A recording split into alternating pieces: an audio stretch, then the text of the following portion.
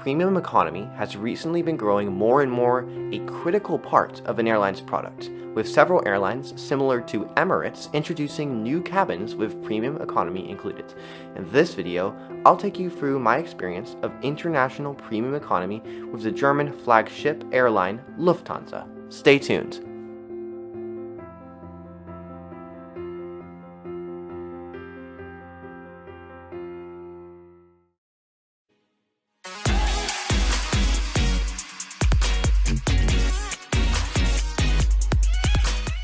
Before I dive into this video, I'd ask you to consider subscribing to my channel.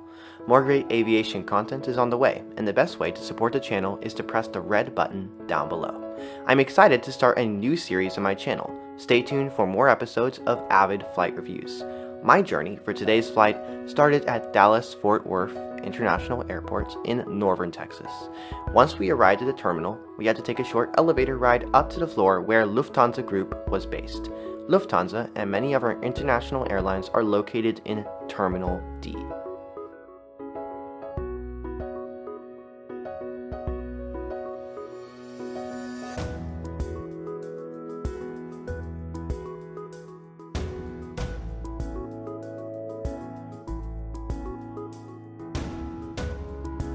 After about 5 minutes of walking, we finally arrived at the Lufthansa check-in counter. Check-in was divided into 3 groups, with first class and Star Alliance Gold members, business class, and then both economy and premium economy.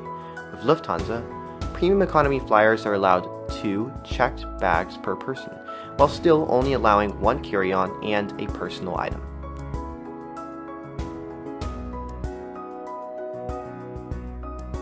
The line quickly filled, with pre-checks of vaccination and test forms being done before being allowed into the check-in line. As in United States citizens, current restrictions to Germany allow for fully vaccinated travelers, and travelers with a negative test 72 hours before your arrival, or demonstrated immunity to the coronavirus with either previous positive COVID results or an antibody test. However, restrictions are always changing, so it's always best to check with government websites and with your airline. In my case, I was able to enter with a valid proof of vaccination. After we checked in, we headed to security. If you're ever flying in Terminal D, it's important to note that many times one security line will be full, with wait times of over 30 minutes. But if you walk for a couple of minutes either way, many times there will be a line with much less people. Such was the case today as well, with only a 6-minute wait time.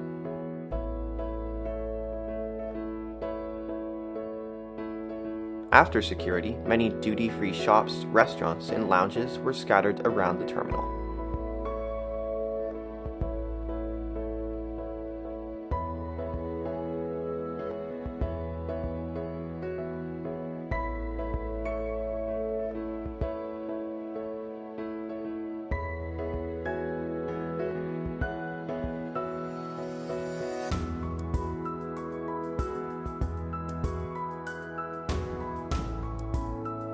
I, however, prefer to do a bit of plane spotting through the large windows.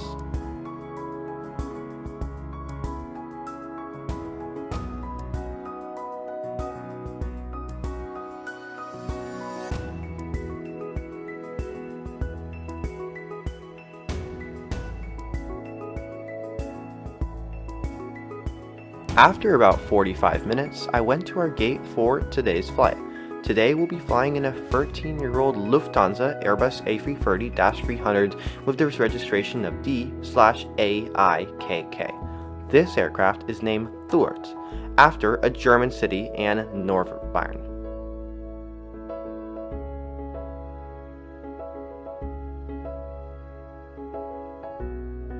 Boarding was divided into groups, with Star Alliance Gold members, business class, and then people with restricted mobility. We were next for boarding with the rest of economy and premium economy passengers.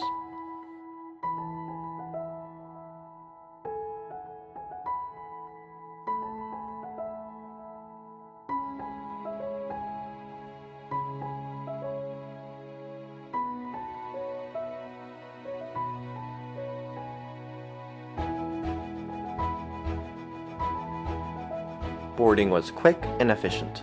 This aircraft was configured with business class in the front, divided into one larger cabin in the front and then a smaller cabin in the back. There were 42 lie-flat business class seats in total. After that, we entered the Premium Economy cabin. There were 4 rows configured in 2, free 2, for a total of 28 seats. Today, over half of the seats were full. Behind us were the economy class seats, and directly in front, a smaller business class cabin.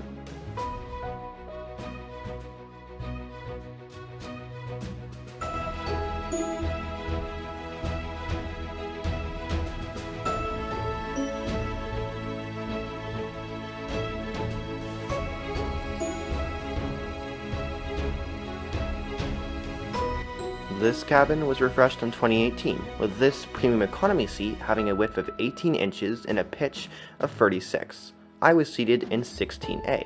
The seat felt very nice, with Premium Economy and Lufthansa branding very nicely done over the product.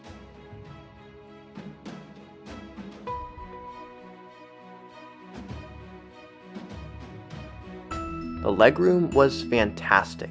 I've flown this route more than 10 times in standard economy, and this was a significant upgrade. For reference, I am 6'2", and this seat still felt very spacious. Under the armrest was a universal plug. During the flight, I found the plug to be very finicky, but I was still glad that Lufthansa provided one. The table was inside the very thick armrest to my right and was easy to take out. The table itself was very large and much better than the one in regular economy. The extra space in between the 2 seats because of the armrest was convenient for storing my backpack full of camera equipment and more. Overall, the seat felt very spacious and modern. Sitting in my seat was a blanket, pillow, and amenity kit that we'll be going over later. I was surprised that there were no headphones sitting in my seat, as that is what Lufthansa usually provides. Later, I asked for some and was provided with some mini cheap earphones that, well, were pretty terrible. I would normally bring my own headphones, but I unfortunately brought wireless earbuds that would not work with the IFE system, of course.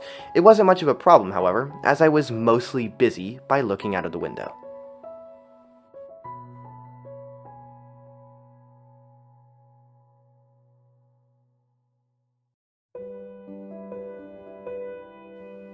Soon afterwards, boarding was completed and we pushed back.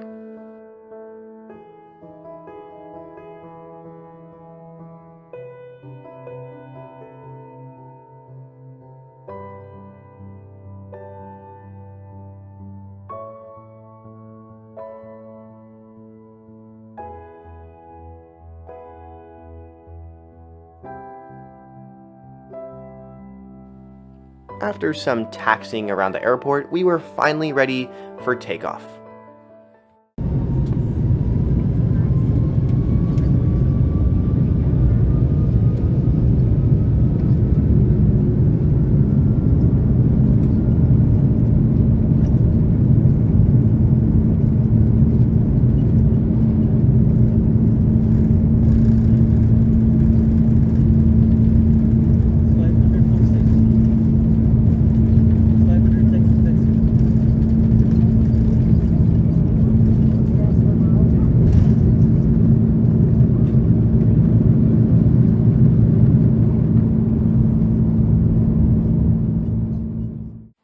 We soon began climbing over North Texas. Shortly after takeoff, we were provided with a menu.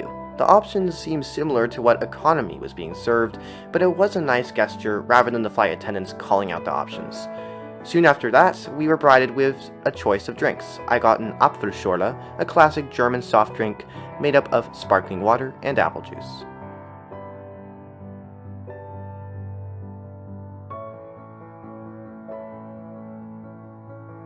About 10 minutes later, dinner was served.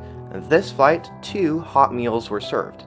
Dinner and then breakfast, as we would be flying over England. For dinner, I chose the chicken and rice option. The food was served in porcelain and metal cutlery. Overall, the presentation looked nice and had a premium feel. Besides the hot food, a salad, roll, crackers and cheese, brownie, and another drink were also served. The food was great, one of the most tasty I have had from Lufthansa that I can remember. The food would have been similar in economy, but would not have been served in porcelain or with metal cutlery.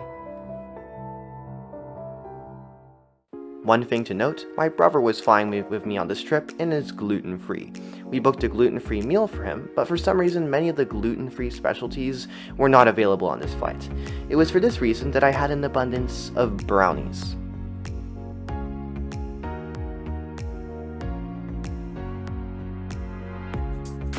After I finished, I asked the flight attendants if I'd be allowed to try out the other option for Premium Economy.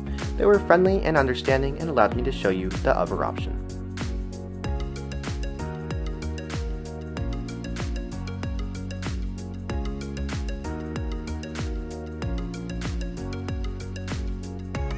The pasta was alright and was supposed to be filled with mushrooms. It tasted a bit bland, however.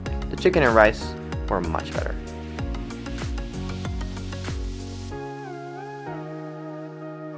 Now it's time to take a look at the Premium Economy Amenity kit that Lufthansa provided. This kit was inside of a reusable bag that was apparently environmentally friendly. There is a collection of these bags, with many world wonders displayed on the bags. After just a bit of a struggle opening up the bag, inside it contained a refreshing towel, some socks, a toothbrush and some toothpaste, and an eye mask that you need to yank in order to get open. Also in the bag that I found later were some ear plugs. All in all, a nice amenity kit, especially when you realize that it's Premium Economy.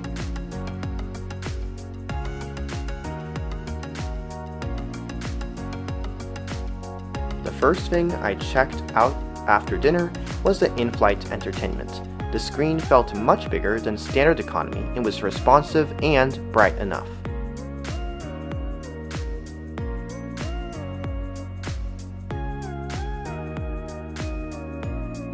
The software felt nice and modern with a good selection of movies, TV shows, audiobooks, music, and more. I, however, mostly used the live map that Lufthansa provided. I wish airlines would allow you to move around the map or zoom in and out. For me though, it was time for some sleep. The seat reclines much more than standard economy and felt very comfortable.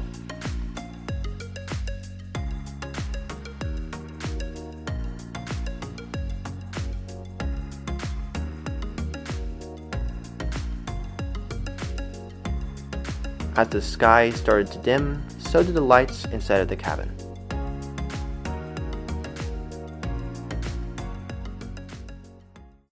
Morning started over the Atlantic, close to the coast of Ireland. Breakfast was served soon afterwards with another drink of your choice. I had some coffee and orange juice. The breakfast contained hot scrambled eggs with chives, tricolor potatoes, and a tomato. Also on the side was a roll with butter and jelly and some fresh fruits. All in all, the meal felt adequate and good. Usually omelets or eggs that I've had on aircraft were bland and dull, but this time they actually tasted decent. Breakfast was quickly done and we started our descent into Germany.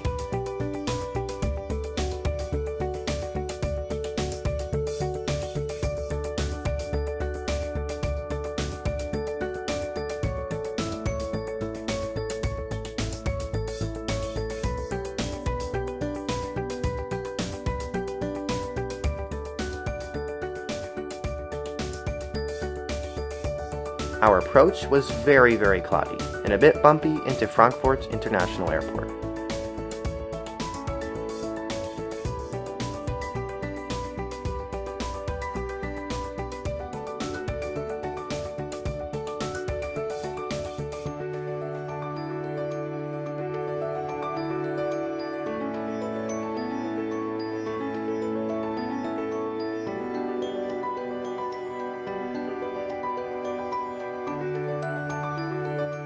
After a smooth and uneventful landing, we taxied to the gate that would lead us into the terminal. All in all, I had a very enjoyable flight, the best I've ever had with Lufthansa. The Premium Economy product that I experienced in this flight was much superior than the Standard Economy product that I've flown on many times before. But the question is, of course, is it worth it?